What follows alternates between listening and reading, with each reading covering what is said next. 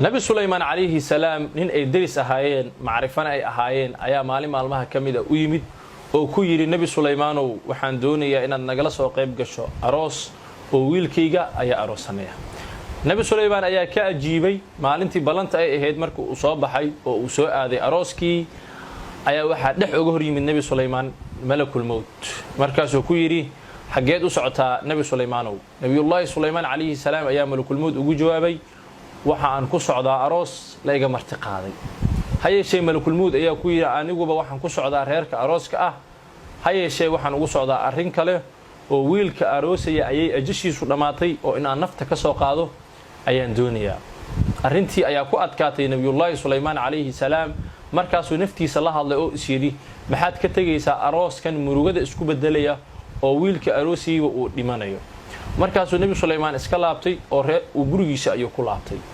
kolkii waagii uu baryey ayuu reerkii soo aaday nebi sulaymaan calayhi salaam si uu bal uga qayb gala tacsidii iyo uu reerku uga war doono. markii uu yimid gurigii nebi sulaymaan wuxuu la kulmay arrin ka gedisan oo albaabka markii uu garaacayba waxaa ka furay yacni wiilka aabbihiis oo aan wax murugo ahi aysan ka muuqanaynin. wiilkii aabbihii ayaa weydiiyey yacni nebi sulaymaan maxaad nuugu imaan weysay rasuulka allah waan ku sugaynay. nebi sulaymaan wax uu ku jawaabo waa uu garan waayey maxaa yeelay wuxuu arkaa reerkani inaysan tacsi gelin oo wiilka arooska ah uusa dhimanin.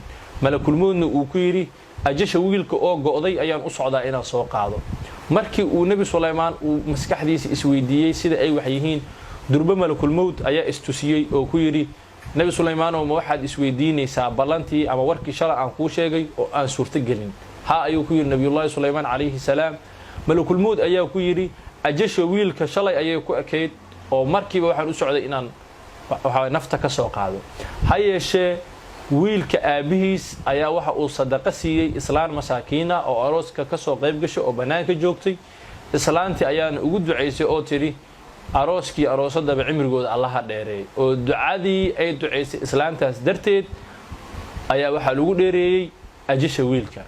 yacni qisadan waxayna tusaysaa oo aan ka qaadanaynaa sadaqadu in cimri dheeri ay leedahay. nebi maxamed sala allahu calayhi wasalamna wuxuu leeyahaba haddii aad doontaan in cimrigana la idiin dheereeyo risaqana la idiin waasac yeelo qaraabada xiriiriya. qaraabada oo la xiriiriyaa ama sadaqadu waxa ay keensanaysaa cimri dheeri ayay keensanaysaa iyadoo fadaa'il fara badan oo kalena ay xambaarsan tahay. xadiiskii nebi maxamed sala allahu calayhi wasalam wuxuu ahaa daawuu mardaakum bisadaqa, kuwiina xanuunsanaya sadaqada ku daweeya. qisadanu ma ahan qiso saban hore dhacday aan ka sheekayn doono, waa qiso xilli aan sii fogeyn dhacday. waxayna na tusinaysaa sadaqadu inay daawo u noqon karto ruux xanuunsanaya. waxay ka dhacday dalka sacuudi carabiya. hooyo ayaa waxay ahayd mid ka xanuunsata labada keliyood oo labada keliyoodba waa la dhiqi jiray oo waa la sifayn jiray. berigii dambe ayaa reerkii hooyadan waxay go'aan ku gaareen inay raadiyaan ruux ay kili ka iibiyaan oo ay hooyadan kili uga iibiyaan si ay ugu noolaato. intaasi kadib waxa ay heleen qoys danyar ah ama faqiir ah gabadhoodii oo ay kili ka iibsadaan. qoyskiina waa ay ku aqbaleen lacag 300 oo kun oo riyaal ah ayuuna heshiisku ku dhacay. gabadhii yareed ayaa la soo kaxeeyey ayadoo la doonayay in biri subax camaliye ama operation lagu sameeyo si kilida hooyadan loogu bedelo. gabadhii ayaa kolkii ay habeenkii tahay oysay. hooyadii ayaa weydiisay maxaad ku oysay gabar yahay. markaasay tiri waxaan la yaabanahay oo la calool xumaysanahay yacni reerkayga faqriga haya oo ku sababay in ay kilideeda iibsadaan. hooyadii kilida iibsanaysay ayaa arrintaasi ka calool xumaatay. markaasay wiilkeeda u yeertay oo ku tiri ii keen lacagtii. wiilka ayaa ku yidhi hooye markii biri shaqada la galay kadib ayay ballantu ahayd inaan lacagta bixinno. maye ii keen bay ku tiri. lacagta ayuu u keenay. waxa uuna farta ka saartay hooyadii gabadhii yareed waxay ku tiri kilidaadana ma doonayay orod reerkaaga wala laabo oo u tag. gabadhii had murugada la oynaysay durba farxad ayay la ilmaysay oo ilin farxadeed ayaa ku soo istaagtay. reerkeeda ayayna lacagta kula laabatay. hooyadii subax dhakhtarka ayay wacday waxayna ku tiri ii kaalay saaka ma jirto qaliinkii ballantu ay ahayd balse sida caadada ahaydba keliyaha ayaad ii sifeey doontahay. dhakhtarkii subaxii markuu yimid oo uu doonayay inuu kelidii sifeeyo arrin cajiiba ayuu ku arkay hooyadii. maxaa yeelay hooyada labadeeda keliyoodba markaan way shaqaynayaan oo waa ay caafimaad qabaan. dhakhtarka hore u sifeyn jiray ayay fajiciso ku noqotay arrintan. hooyadan labada keliyoodba ay shaqagabka ahaayeen isla markaasna ku ballansaneedba in keli loo saaro qof kale oo haddana labadeeda keliyood ay shaqaynayaan. arrintii markuu u weydiiyeyna keliya waxay u sheegtay wax dawaa inaysan qaadanin oo ay sidaas hawshu ahayd, keliya ay ka baqsatay gabadhiina lacagtii ay sadaqa ahaan u siisay.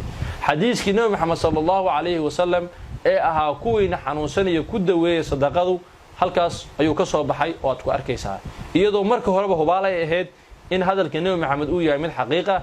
qisadan waxayna tusinaysaa sida sadaqadu ay u daweyn karto ruuxa bukaanka ah oo xanuunsanaya.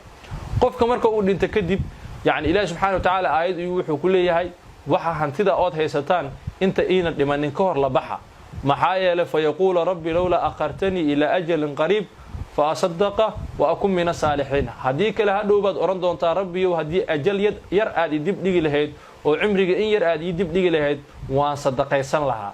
lama sheegin qofkan yani muusan dhihin waan salaad tukan lahaa, waan xajin lahaa, laakiin wuxuu yidhi waan sadaqaysan lahaa.